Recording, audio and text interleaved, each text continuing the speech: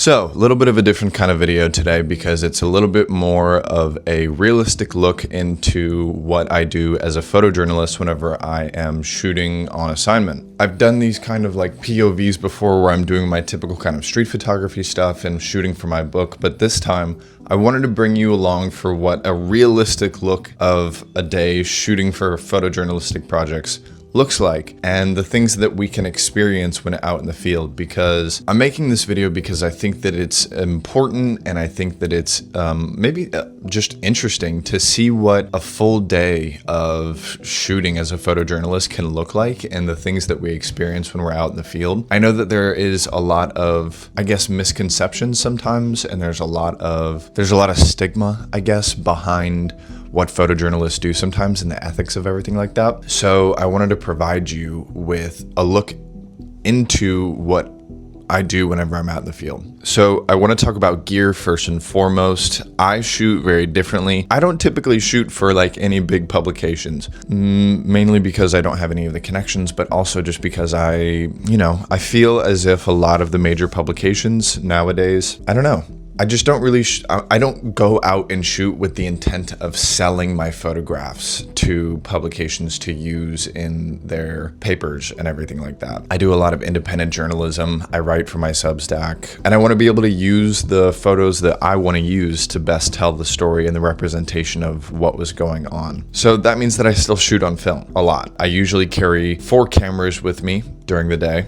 The first of which is my Canon F1. This is my Canon F1. On this body, I carry a 28mm lens. This is usually for my entire shots. So in one of my second to last video here on YouTube, we discussed EDFAT, which is a photojournalism framework that helps you cover the full story. So it starts with E, entire. This is usually what I use this for whenever I'm shooting on film, just because it's a 28mm lens and it really helps get that bigger perspective. Typically, the workhorse for the film is my Nikon F4. This has a 50mm lens on it. I'm typically shooting at, 1/1000th of a second at f8, but, dipping down for my settings and everything like that, depending on the lighting situations. This has continuous shooting, so it makes it very easy. And this thing is just a beast. It's huge, it's chunky, it's big. So this is my go-to. Now, since I only get 12 shots on the Rolleiflex, since it's a medium format camera, this is usually what I use for a lot of my detail shots. It kind of comes standard that this has the equivalent of a 35mm lens on the body. So by only getting 12 shots, I usually kind of stick with Rolleiflex for a lot of the detail shots. Typically, my kind of workflow is that I start off on film, and then once I run out of film, I move on to digital. For digital, I always use my Nikon D850 with a 18 to 300mm Sigma lens, just because it covers everything, super wide and super zoomed in. Press pass on there with me at all times, and then my Spider-Man, because I don't know, I think it adds a little something. Now let's talk about exactly what we were doing shooting for the full day. Throughout this video, I'm going to be providing some commentary as well about the experience that I had shooting both of these protests and some of the things that I noticed, and some of them are going to be a little bit, political, because that's what photojournalism is. A lot of the stuff is political, but I want to maintain that this is my perspective. These are my opinions on how I think the day went. If you don't like it, I'm sorry, but this is just my perspective on literally being there. So I started my morning off at about 8 a.m. The first order of business was to cover a protest and counter-protest near Gracie Mansion, which is where New York City's Mayor Zohran Mamdani and his wife live, right off of 86 to 88th Street. The original protest that was made was by a known Nazi sympathizer and Proud Boy enthusiast, Jake Lang. Him and his other Nazi sympathizers and right-wing, I'm trying to choose my words carefully, showed up to protest and create anti-Muslim discourse outside of Gracie Mansion. New Yorkers caught wind of that and created a counter-protest to essentially protest Jake Lang and his racist movement. So I start off on 86th Street, and almost immediately you could tell that all of this was for show. Something that really stuck out to me from the get-go was that He wanted as much attention and as many cameras as possible to get viral clips, to provoke some sort of altercations so that he could then use that in content to then blast onto his sympathizers. And he created this essentially by having basically a perp walk from the start of his destination to the street that they had blocked off specifically for him and his right-wing affiliates. There's been a lot of discourse online about, exactly what happened there. I want to kind of clear the air first and foremost on some things that I've been seeing online. There have been some videos surfacing of the counter-protesters protesting Jake Lang, and some of the rhetoric that's been created is that the counter-protesters were there to protest Israel and protest Judaism, and that they were Jew haters. Not a single thing was said about that whatsoever during the whole entire time that I was there. It had absolutely nothing to do with Jewish people or Israel at all. It was literally just a counter-protest to a known Nazi sympathizer that was spouting racist, anti-Muslim rhetoric in front of Gracie Mansion. And when I say in front of Gracie Mansion, this is the other thing that's really discouraging. We were really nowhere near Gracie Mansion. We were separated from Gracie Mansion by maybe 2 or 3 blocks. We had no access to Gracie Mansion at all. So I wanted to clear that up first because there's a lot of rhetoric going around that the counter-protesters were there because they were, Jew haters, and that wasn't the rhetoric at all. That's not why they were there. So they brought him up, and at the time he had maybe about, the police commissioner said 20, but I don't really think that it was 20 people. I think it was more so like that were directly around him at the time when it first started, probably about 6. And they stayed with him through the entirety of the time that the protest and counter-protest was happening. But what I found very interesting was that, and I'll repeat this throughout the entire video, the NYPD had a full personal detail that surrounded Jake Lang and his right-wing affiliates that were actively protecting him the whole time. Actively protecting him. As you'll see in the video, there is about, I want to say, anywhere between 30 to 50 NYPD officers around him at all time. They didn't do a great job of protecting him. Nothing happened to him physically, but people slipped through, as you can see in these videos. And what occurred almost immediately was physical altercations between some of Jake Lang's affiliates and the counter-protesters. Now, something else that's not being really reported on is the fact that these physical altercations were started on both sides. There was a lot of provocation from the right-wing affiliates that were with Jake Lang, and there was a lot of borderline begging to get swinged on and to get into physical altercations, and that happened. Absolutely, that happened. So for the first, maybe, I think they walked 3 blocks. Between all 3 blocks, there were little spouts of physical altercations until finally they got him into his own pen, which you'll see now. Got the black man there with bro. I think they've got one more road. I gotta be on this side. No. This side. And then we're gonna close it off, right? We're gonna close it off.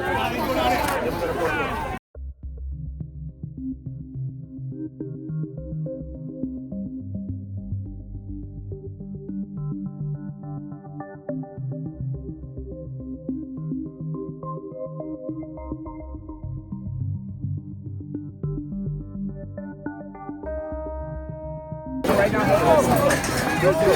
we're gonna close it off. Oh, we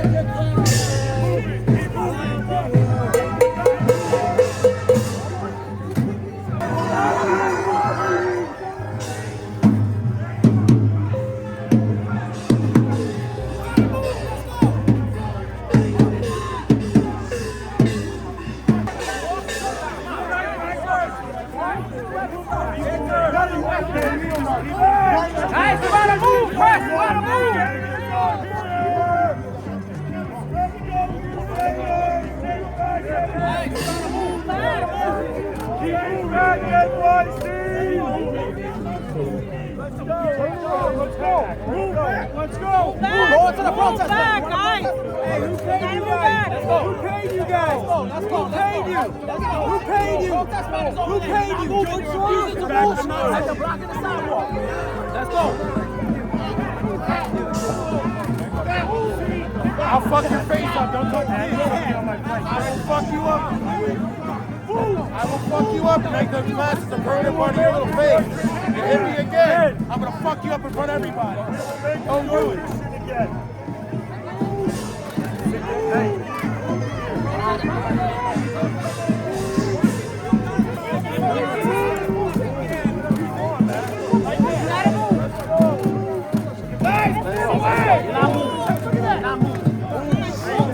Stay away, guys. Let's go.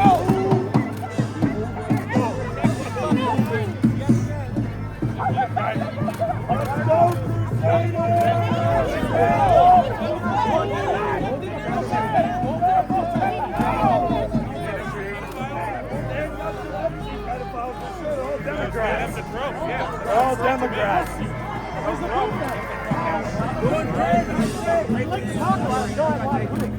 I don't have a lot of proof. This is only about like 1,000 Disgusting, bitch. You get the fuck out of here. Disgusting. Go, mind your butt. Fucking disgusting. Come on. Go. Go, walk. Not in New York, bitch. Let's go, Crusaders!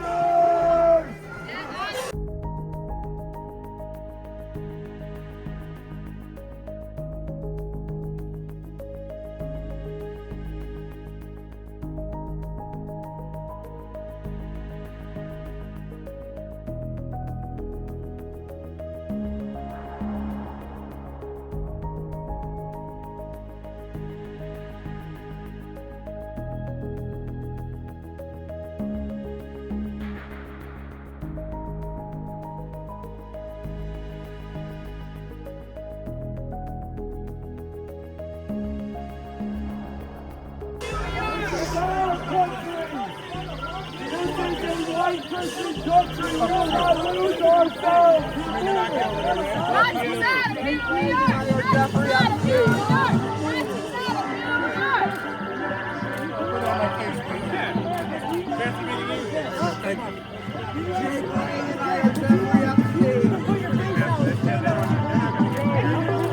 I stand on what I believe. Oh, no, you don't. Because you can push me. Because you can push me. Yeah, you're so fucking tough. It's fact. That's why you can push me. Yeah, tough guys. Oh, yeah. We're not tough. We're just expressing our First Amendment, buddy. Go. Hey, look, he's winning. Fight. God bless America. We will remain a white Christian country as long as I'm alive. And stand tall. Pass the savior! Pass the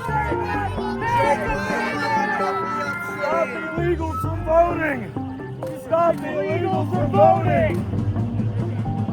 All y'all need to come out of the closet. It'll be much better. Just come out the closet. Mandami, go back to Somalia! Go back to Somalia, Mandami! We love Mandami! New York! He's trying to get home in the Nazi show. Crazy grocery run. I wish you were part of it. You were really, I wish you were part of this. The first thing he said to me was, I'm going to punch you in your fucking face. Next thing you know, when you talk one-on-one, we all want the same thing. We all want the same thing. We don't want Jake Lang to be on the city. I know. Whatever you're doing, that's why you're fucked. See, you're angry. Can't talk to you. Motherfucker, I'm trying to talk to you. I'm trying to talk to you. I'm not here for dialogue. Okay, well, that's it. That piece of shit. Don't you fucking get it? Listen. Oh, you already lost. Already lost. Guys, press it up. Press. Move, miss, damn it! Move!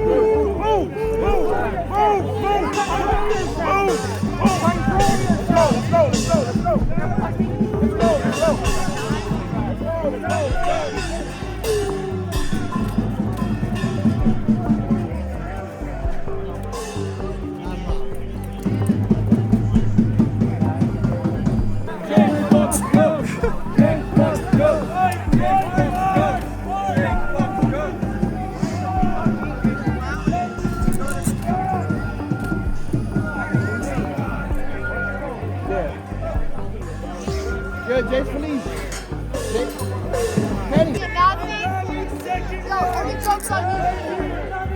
I'll raise the fucking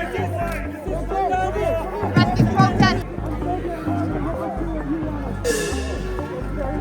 Fuck you, NYPD. This is why you get no fucking respect. Don't give respect to Dennis. Now, if you've been following the story at all, you know that the significance of the goat is a direct provocation and anti-Islamic rhetoric that he has been claiming that Mayor Mamdani fucks goats. Obviously, this is directed to be racist and to get a rise out of people, and it does.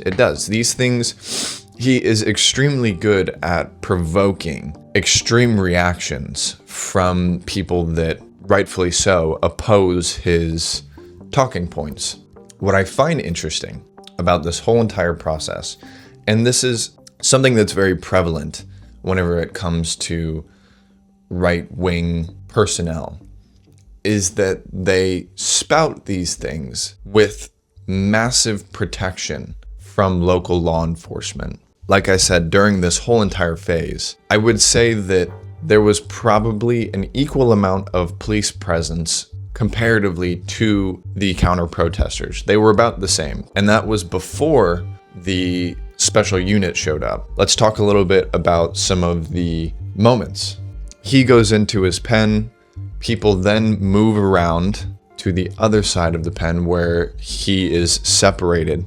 Him and his group is separated from the counter-protesters. I'm standing in the press pit, which is separate from the counter-protesters pit. Basically, you just show your credentials and you're allowed access. It's not that different though. We're literally standing side by side from the counter-protesters. They would only allow, I think there was only 2 NYPPA members or New York Press Pass members that were allowed on the Jake Lang side. Not really sure how they got in there, but they had a different perspective. During this whole period of the protest, we were separated by probably, I can't really gauge distance that well, a considerable amount. And in between the 2 barricades were more police lined up. So we were completely disconnected basically the whole time. Go.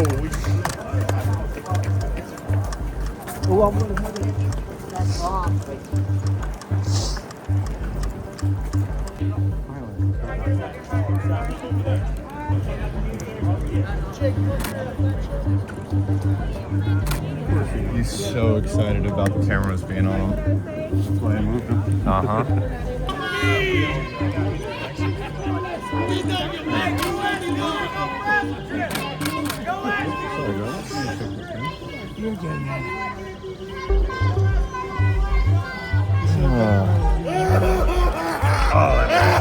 There you go. That's what we needed. Elon Omar's one right here. Look. Elon's one. Little shady little pervert. Come to our country. You dumb bitch. Jesus.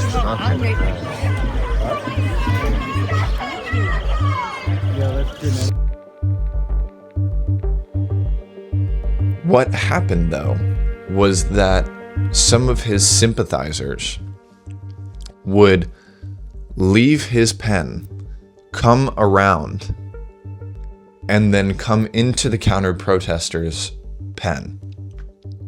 And they would purposely agitate to get clips. I know that these people are not the brightest bulb, and you would think that maybe after the first time that basically every time that one of the sympathizers would come into the pit, they were met with a welcome to New York treatment. You know what I mean? If you know what I mean, you know what I mean. You would think that after the first one had some welcome to New York treatment, that they wouldn't keep going in, but they were purposely looking to bait people into altercations. Every single time they came over into the counter-protester side, they were met with an altercation. This happened about maybe 4 or 5 times, and each time they got exactly what they wanted.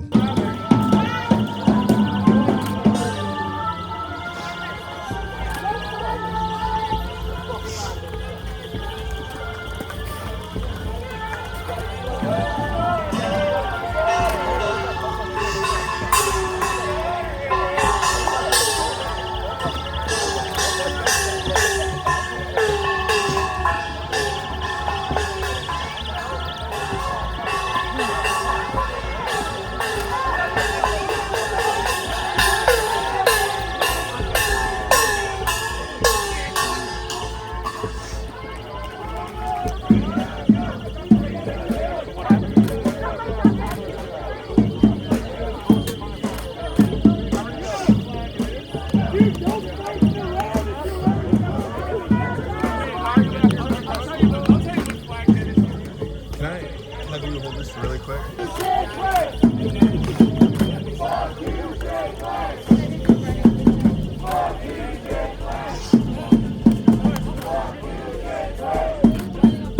Yes!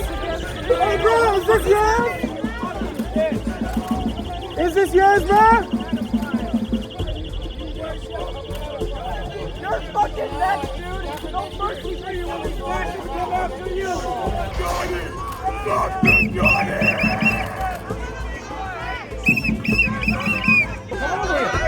So come over here. You talking all that shit, but you over there behind the gate like a pussy. I got your name already.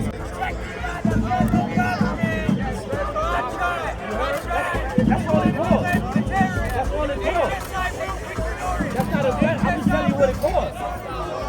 It's not a threat. I'm just telling you what it was.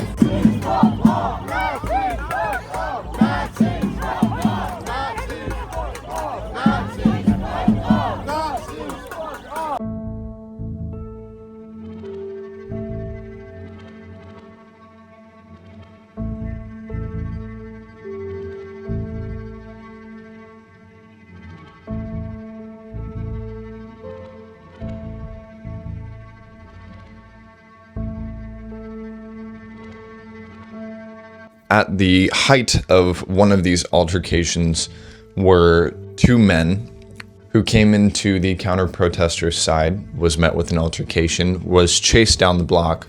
One of them turned around and maced the crowd. What immediately followed was, as you can tell, people in drastic pain. This is when the question of ethics really starts to unfold. There is a definitive moment that, at least for me, because I am a very empathetic person and I want to help, but I'm there to do a job, right? And if it isn't for photojournalists that are, you know, on the ground doing these things, people would not know. So the first thing I did was photographed the moment, and I got the shots that I needed to get. Once I felt as if my bases were covered, I dropped everything. I took off all my cameras, and I have some medical training. I have, I'm CPR certified. I have knowledge on how to deal with mace and pepper spray, and there was already another medic on site, so I was coordinating with the medic to help out one of the women that was directly affected. She had her contacts in, and if you don't know, if you get pepper sprayed and you have contacts in, it can seep behind the contacts and stay there. So she was in a lot of pain. We worked with about 5 different people to help flush her eyes, try and calm her down, but that lasted for about 25 minutes where she just could not open her eyes. She couldn't see. Luckily enough, there was a counter-protester there that was kind enough that lived in the neighborhood and brought her to their apartment so that she could shower, get a change of clothes. We worked as best as we could to kind of almost like triage the people that were maced. There were varying levels of severity, and then we ensured that everybody was okay after that. And then that's just kind of like what you do, I guess, as not every photojournalist does that. I think that it was only me and one other photojournalist that kind of sat down and ensured that everything was okay with everybody, and everybody else just went right back to work. But that's fine. It's not a photojournalist's job to necessarily always care about exactly what's happening in the moment and take care of people, but that's just how I am. That's how I grew up.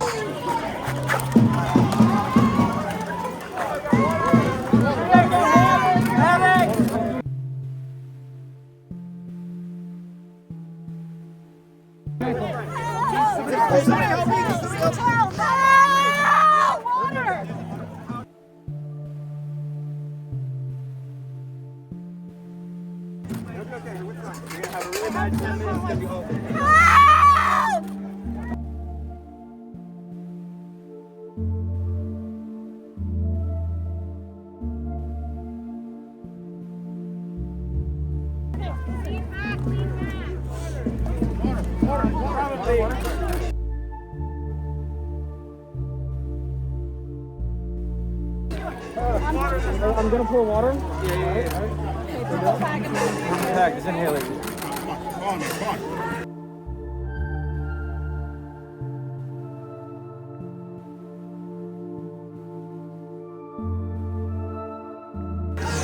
I know. Please. It was that fucking bullshit journalist and his friend, dude. He came back around? Yeah. He came back around? It's not much, but here, you need this.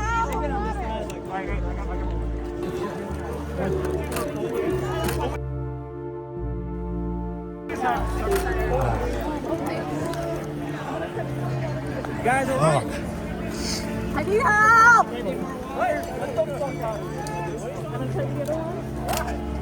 hey, how's your breath? Do you need an inhaler? He claimed to be a journalist? Yeah. No. I mean, he said even on his website, he's got some. I'm sure he's got some right-wing thing that he posts and tries to get his support. Can I? That kid tried to... This has pepper spray. Yes. It's okay. I'll be good. Yeah. You look like you're doing pretty good right now. I've been tear gassed before. Yeah, it sucks. So it's really. It's so bad. Well, I'm going to the Iran protest at 2, Me so too. I'll be there. And I'll, Yeah. So that was the first kind of intense moment.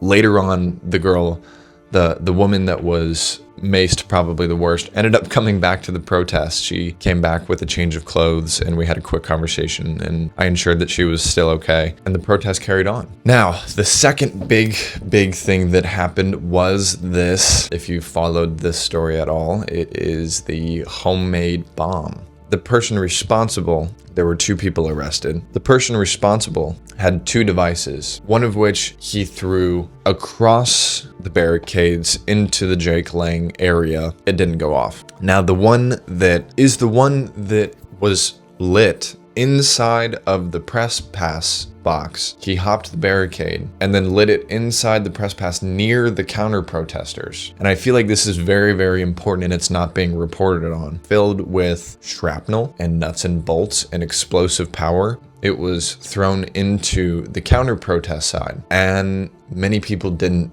know. Everybody just kind of stood there because it happened so fast. And when I mean it happened fast, it was literally like he lit a fuse, dropped it right there, and then sprinted off. And before anybody could even react, you know, the potential for that exploding could have happened. Thankfully, neither of them worked.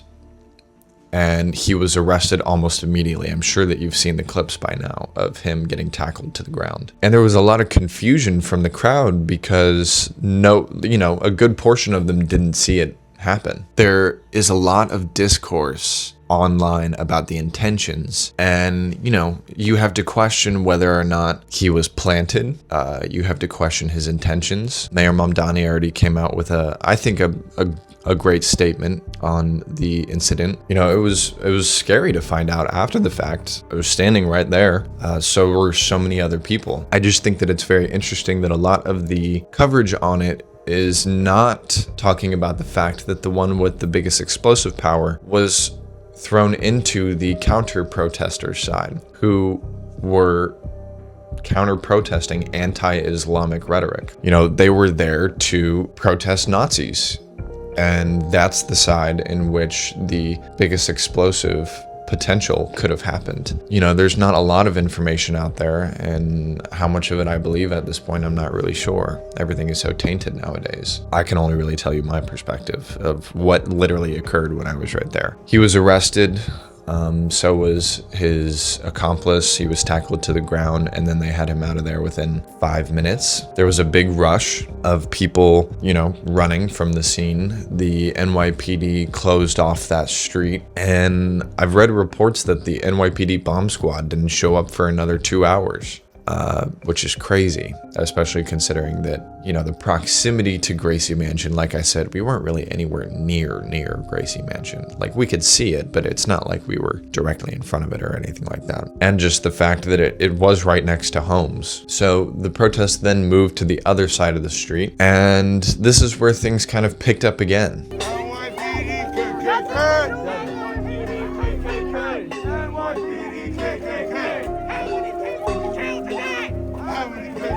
Nothing to do here. Go to the other side.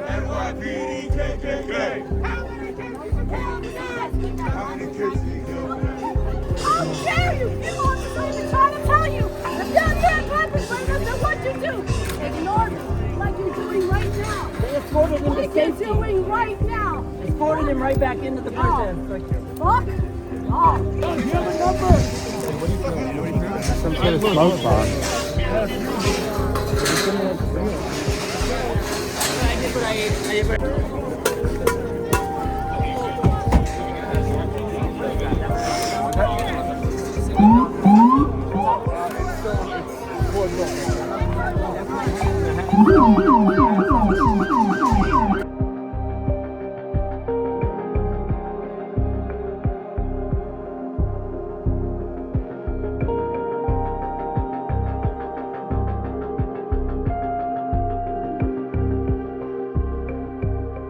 I've been doing this for like close to 2 years. This is like the most. Sorry. Didn't mean to run you off the side. I love her so much. Yeah, she's great. Shit, they're running up on you. They ran fast. Don't drop your gun.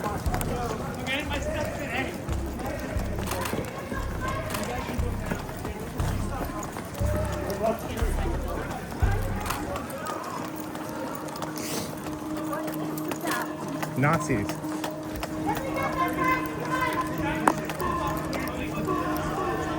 Let me get the first hit. I want the first hit.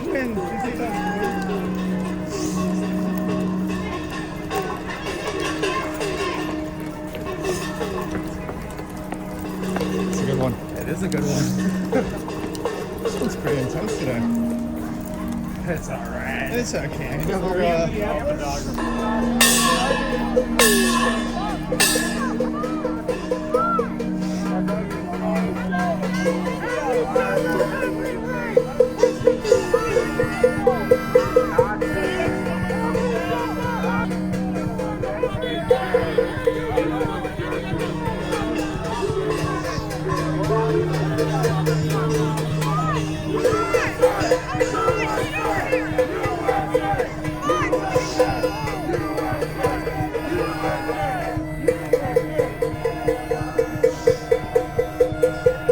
At this point, Jake Lang and all of his right-wing affiliates moved to the other side of the street to continue their provocation. And as you can see, again, he's behind multiple barricades, a motorcade of NYPD mopeds, and about 30 other police officers. And I do want to say, I want to make this distinct. During this whole time, he was heavily protected by the NYPD. There was not really any danger to Jake Lang whatsoever. And what I find very interesting is that during moments in which altercations happened between right-wing protesters and counter-protesters, especially in the case when people got maced. As you can see in the videos, anytime that a right-wing agitator started something, they were then escorted by the NYPD back into the pen safely behind the barricades with all the NYPD officers without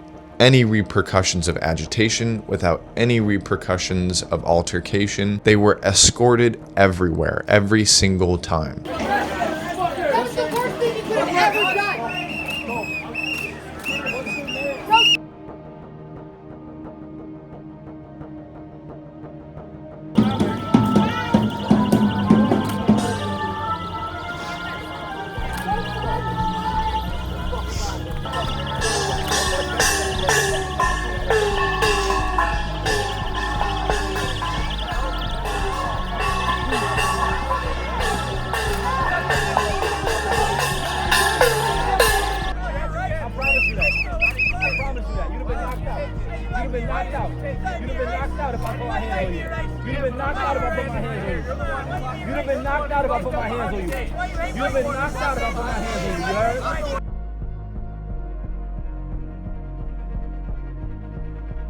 Meanwhile, any of the counter-protesters that were involved had repercussions. It's just something that I noticed. I'm sure that a lot of people that were there would say the same thing. I find it very interesting that there were no repercussions for starting agitation, physically assaulting people, using mace and pepper spray.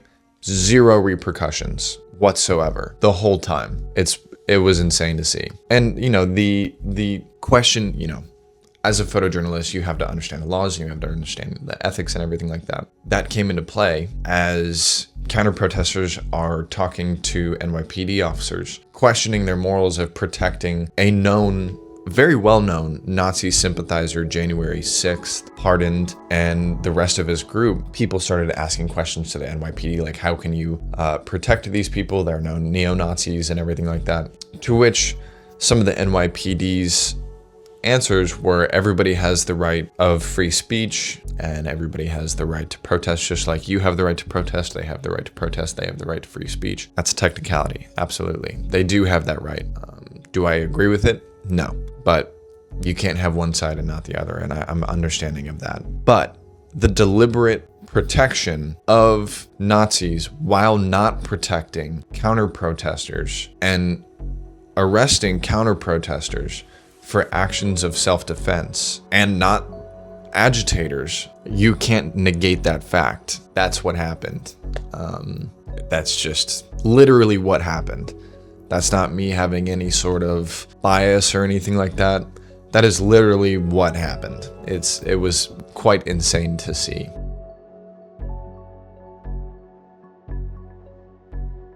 You know, everybody has the right to free speech. Do I agree with what people say all the time? Absolutely not, especially in this case of literal Nazi sympathizers. Do I understand that they have that right? Yes, I understand that they have that right. I don't agree with what they say. Jake Lang and his, I just want to call them cronies, like his posse of right-wing agitators were looking to escape. Basically, they really had no escape. The counter-protesters had blocked him off completely from the road, and a U-Haul passed by, and the counter-protesters realized that that U-Haul was there to pick up Jake Lang and his right-wing affiliates. And so counter-protesters rushed into the street to try and stop the U-Haul, and at first go-around they were successful. The U-Haul sped off.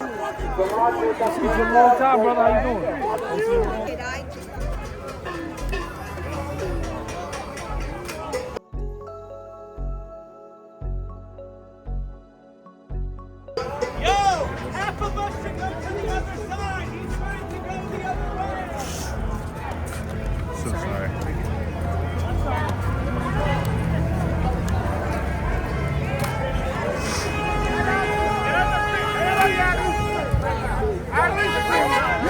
You guys are protecting Nazis.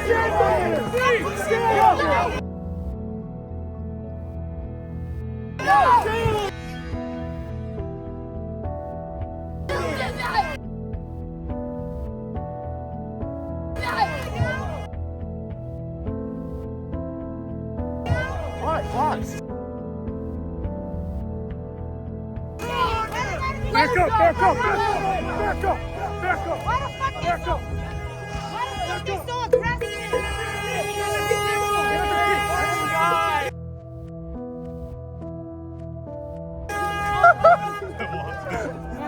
Let me get out.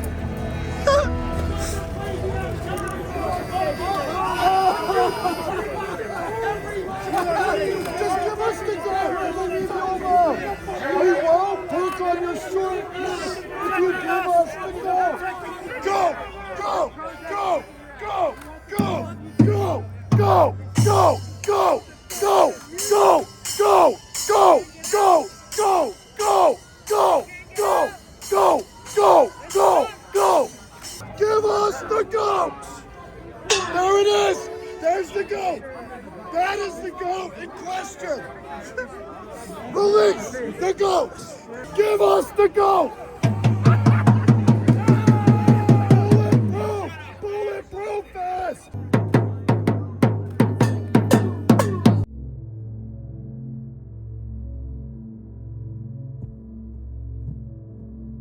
And I think it's about then when the NYPD realized that they're going to have to call on the SRG unit. Now, many of the counter-protesters felt as if this was a direct escalation. And in a sense, it really was. It caused a lot of panic. It caused a lot of agitation. And the police force then outnumbered the counter-protesters by a significant amount. So this went on for some time. Some other little pockets of altercations sprung up where people that were not directly affiliated with Jake Lang but were sympathizers with Jake Lang, right-wing extremists, pulled up on the counter-protesters and some more physical altercations started.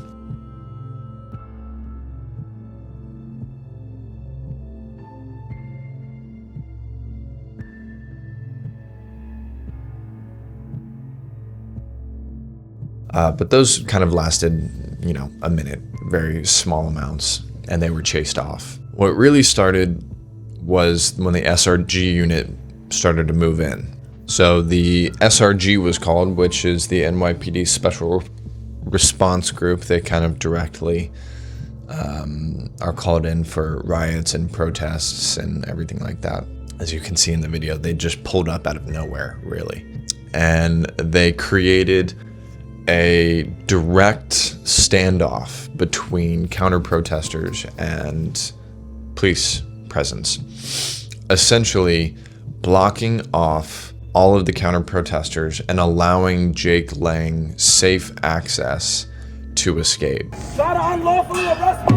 I will defend myself legally.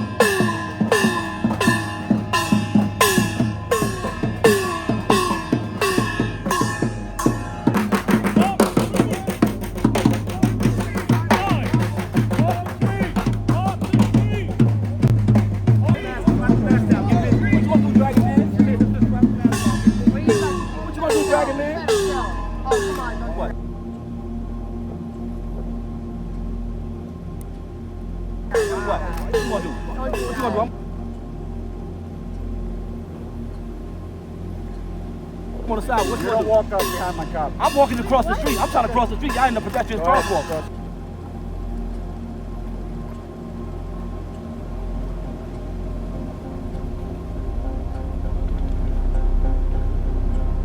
You're impeding my way to cross the street. I'm trying to walk straight. See that? You're impeding my way. You're impeding my way. If I'm walking straight and I'm bumping into you, it's because you're impeding my way of the crosswalk. You're impeding my way to cross the street. I asked you multiple times to leave and get out of my way. You're impeding my way to cross the street.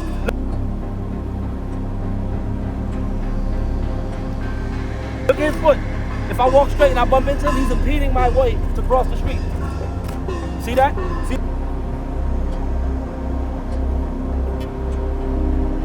that? If I'm able to brush up against him and I'm walking straight, he's impeding my way to cross the street.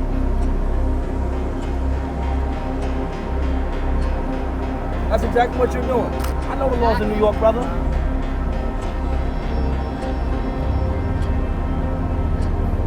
Don't play that shit with me. We can play word jogging all day.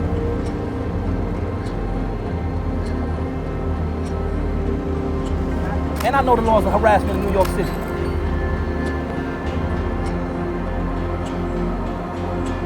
As long as I don't threaten your safety or your property, or to break anything or damage anything, I ain't doing no aggravated harassment. Pussy.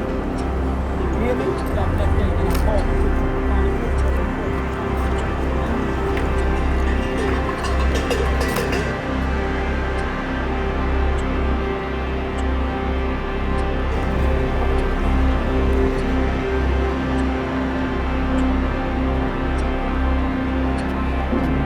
Will be placed against you. If you refuse to disperse, you will be placed under arrest and charged with burglary.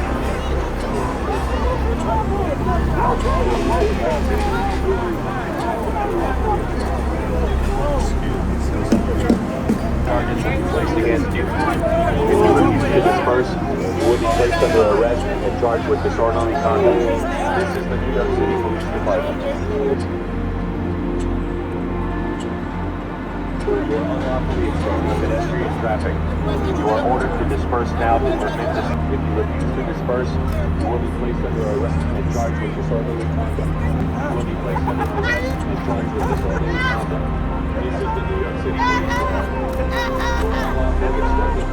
Pedestrian traffic. You are ordered to disperse now to prevent the safe flow of pedestrian traffic. If you do so voluntarily, no charges will be placed against you. Now, this is the other thing that I have an issue with. If we are going to maintain and uphold law, the least that we could do is uphold traffic violations. I think that that's very fair. Jake Lang and all of his right-wing sympathizers are rushed into the back of a U-Haul with a goat, and the U-Haul speeds off. That right there is a violation. There's no seatbelts. That was not done safely whatsoever. There's a goat in the back. Everybody is crammed into the back of this U-Haul with no safety measures.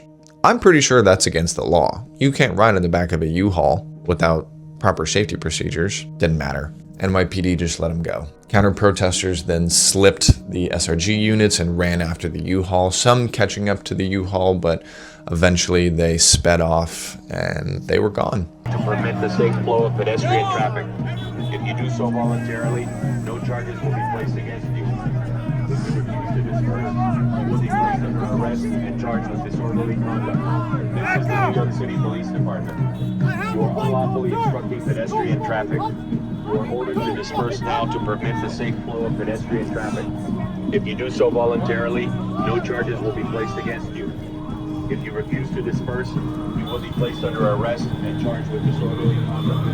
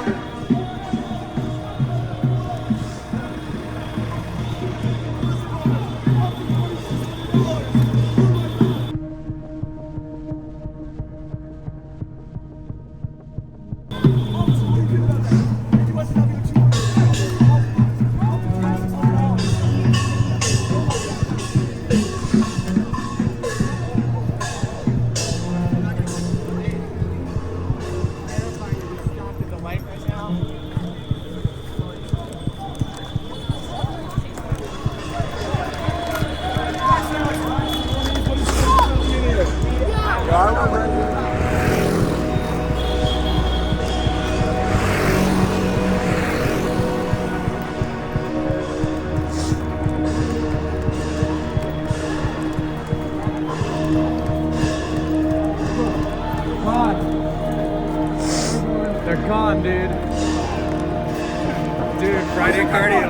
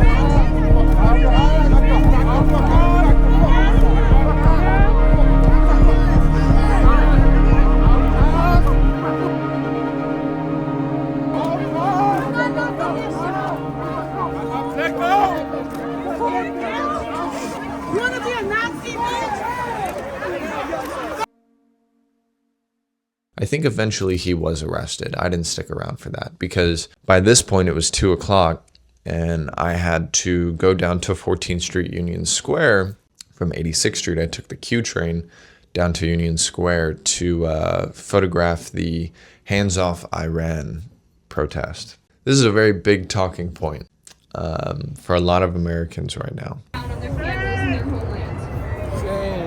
Some of our diaspora's pro-war propaganda relies on a fantasy that outside forces can strike the regime without destroying society itself. What is that? A lie! They are mistaken. That is not how war works, especially not the way Americans and Zionists conduct war.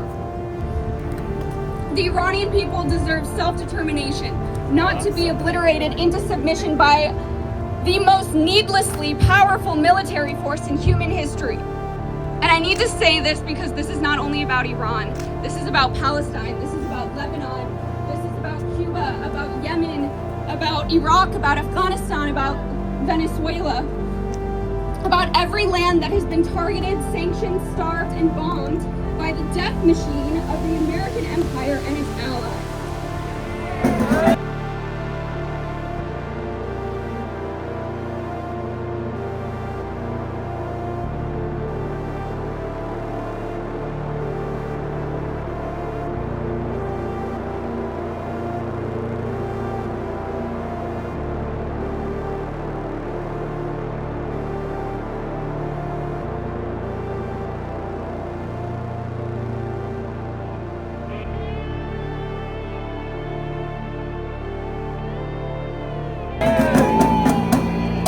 These countries are not just geopolitical abstractions on a map. My perspective of this, I've been to basically every single hands-off event since the start of the year. So it's run by a good amount of organizations. The one that I always hear it from is the People's Forum on Instagram. They're always in association with any of the hands-off events. They always promote them. I think that they're wonderful. They have put on things like the original No Kings protest that I shot, ICE protests, they've done Palestinian protests, and all of them are kind of like the more expansive, much larger types of peaceful protests that you see happening here in the city. Really, I think that the Jake Lang protest and counter-protest is the first time that people have gotten arrested for protesting in New York City since the start of the year. So usually they're very peaceful. Every single one that I've been to this year has been relatively peaceful. You know, there were some in Queens became aggressive, but I don't think anybody was arrested for their actions. I'm going to provide you with my perspective, and I know that this comes at a time when, one, I am a white man, two, I'm an American, and take it with a grain of salt. I think that there is a lot of discourse between people who live in Iran and people who live in the United States. And the Iranian diaspora has come up a lot. I think that what's so confusing for a lot of people here in the West especially is that we are seeing a lot of celebration for the actions of the United States and the actions of Israel. And people in Iran are celebrating the death of their leader. I think that what's confusing a lot of people, particularly right-wing people, is their inability to understand that two things can be true at the same time. It's very true that Iran has lived under a repressive regime for 40 plus years. It's very true that more than 40,000 people were killed for protesting, a right that we have here in the United States that was taken away from them in Iran. It's very true that a blackout occurred and all of these atrocities happened without social media being able to report on it. And so it creates a very sort of kind of feeling, you know what I mean? It's like, oh, this is a very difficult thing to understand for a lot of people, why they would be celebrating after seeing and protesting all of the atrocities that have happened in Palestine and the enablement of that from the United States government and the actions of the Israeli government. It's difficult, and it's not really my place to give an exact answer. If you listen to some of the clips, there are Iranian Americans, some that have come from Iran, explaining the situation at much greater lengths than I could ever possibly do because I don't experience these things. I do find it a little bit of a responsibility to be able to correlate that message to people that look like me, because I think that people that look like me have a hard time listening to people of color. That's just a fact. They don't want to fucking listen to them, which is terrible. But that's just the case of how it is here in America right now. A lot of the talking points have to do with, there's two main ones, really. The first is protesting the war machine that is the United States of America and the war machine that is the Israeli government, and how our involvement could and will directly correlate to the deaths of innocent civilians. There's also a lot of questioning about how does this end? What's the end goal? The second big talking point from talking with people at the protest, and I feel like this is the one that maybe right-wing people can get their heads around a little bit more, is that we are spending taxpayer dollars and sending our men and women into a war that has not been congressionally approved, spending billions of dollars, taxpayer dollars, to support a war that we don't understand. There was a lot of that kind of discourse at this protest as well. It was kind of like a humanitarian one and a fiscal one. We want justice to Israel! We want justice to Israel! Stop it right now! Come on.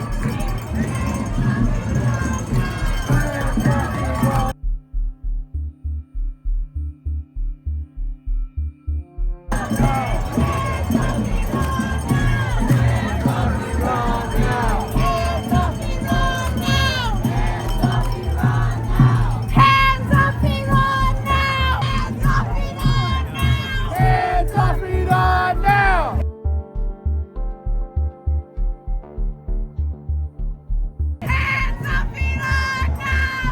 off Iran now!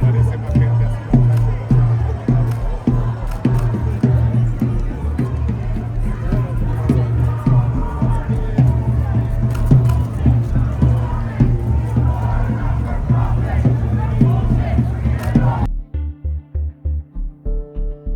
Iran now!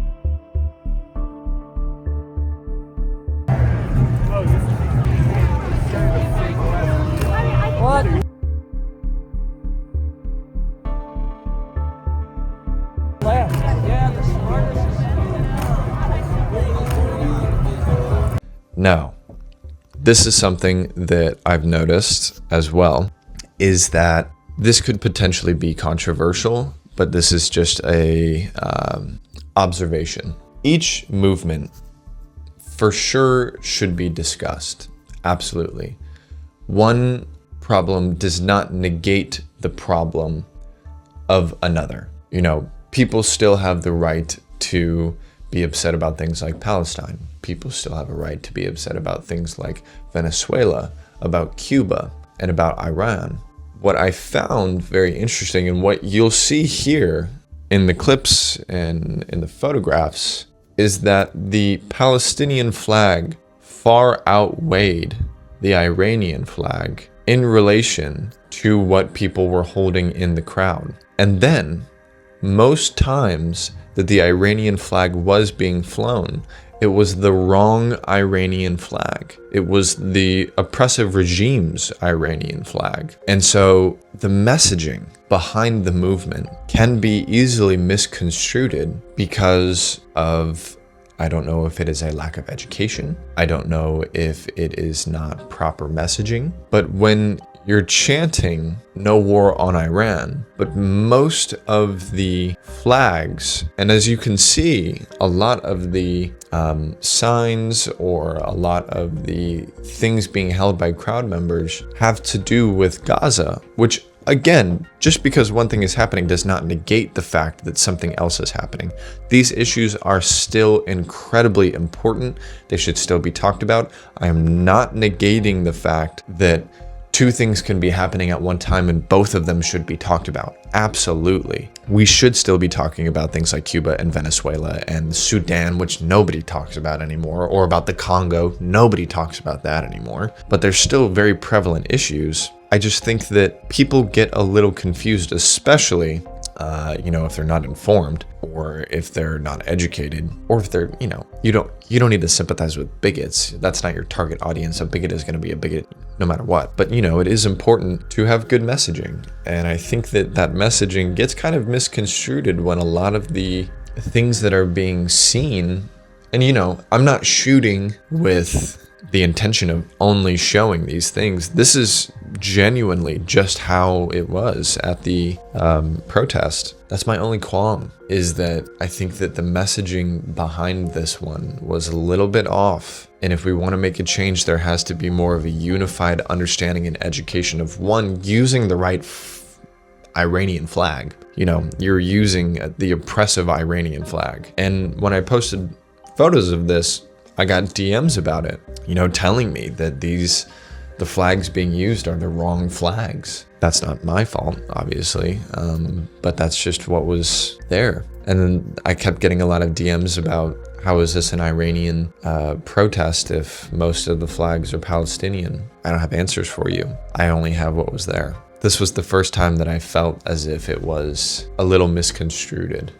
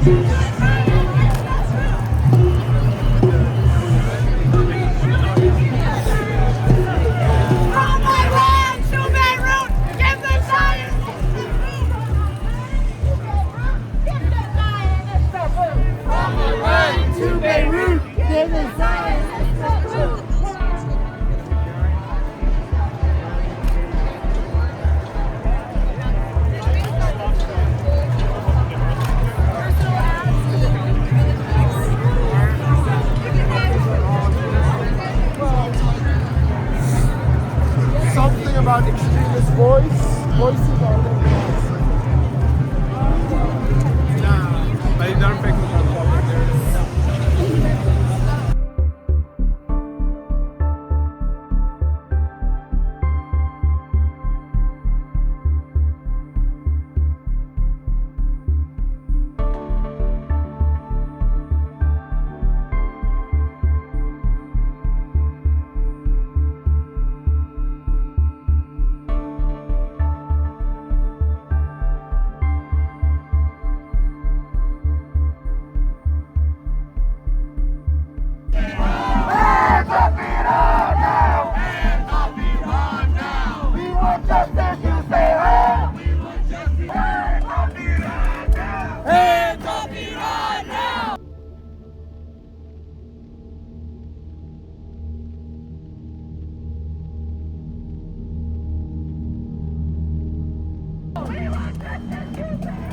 We want justice, you say how?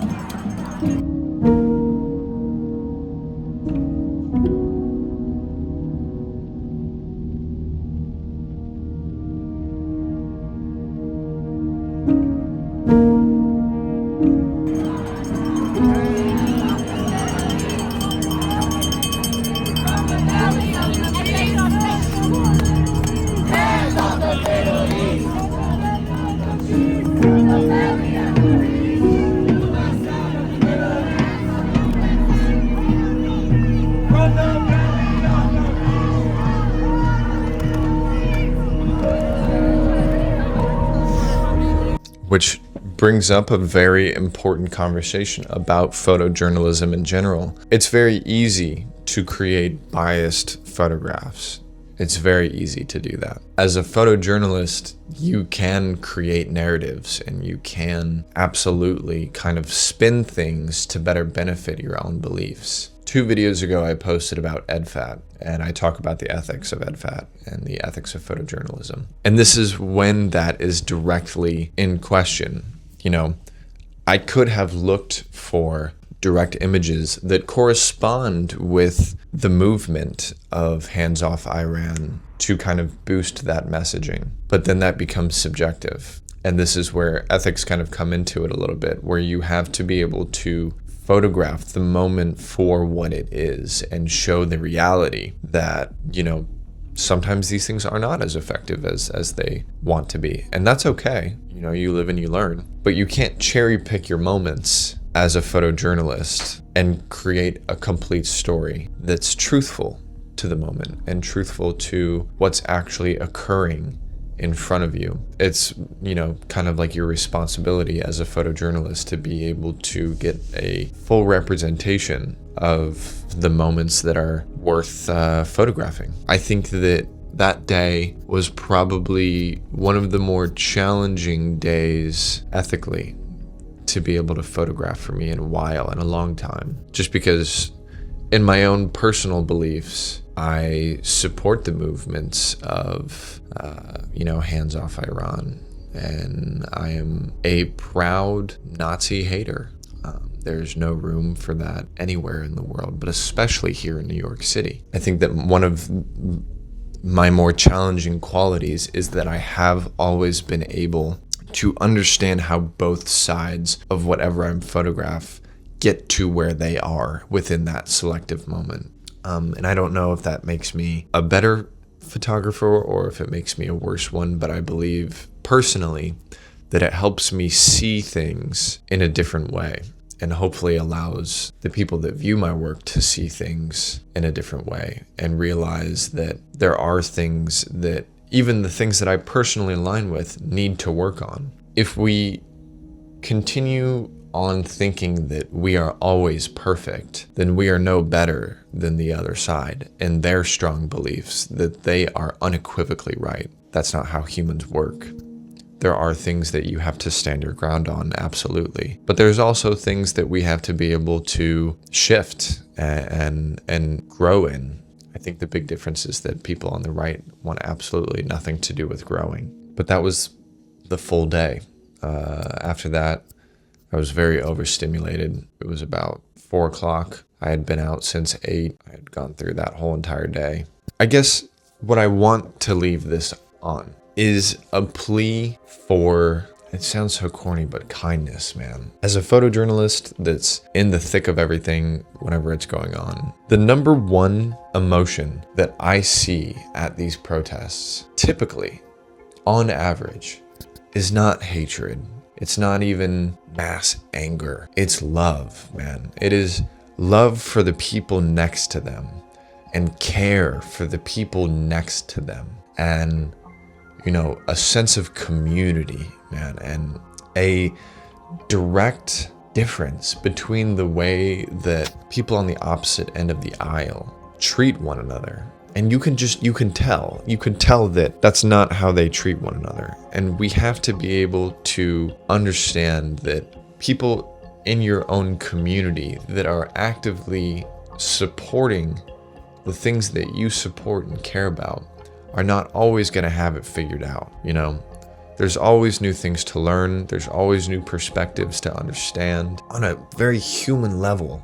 Support your communities, be open-minded, be supporting and loving, and be kind to people. Just be kind to people, man. And that's what I see the most whenever I'm out at these things, is like a level of kindness unlike no other. And that's important. And for, you know, I hope that this kind of gave you a little bit of perspective into what things can look like when it's not so peaceful and what things look like when it is peaceful. And yeah, I don't know, I'm a little nervous about this video.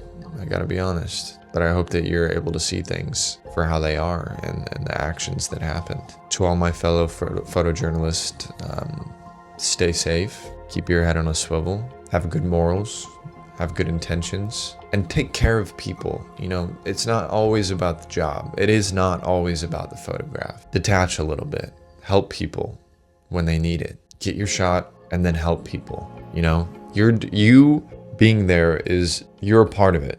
You know what I mean? You can act like you're objective. I think that's unethical. You're in it too. And if you would expect someone to come and help you, you should go and help somebody. That's my own personal belief. That's it. You can find me on Instagram at Jared Tapey for the full stories. You can find me on TikTok at Jared Thomas Tapey _. You can find me on Substack at The Creative Connection, and then here on YouTube. So, all right, I hope that you guys have a good rest of your day and get out there and get shooting.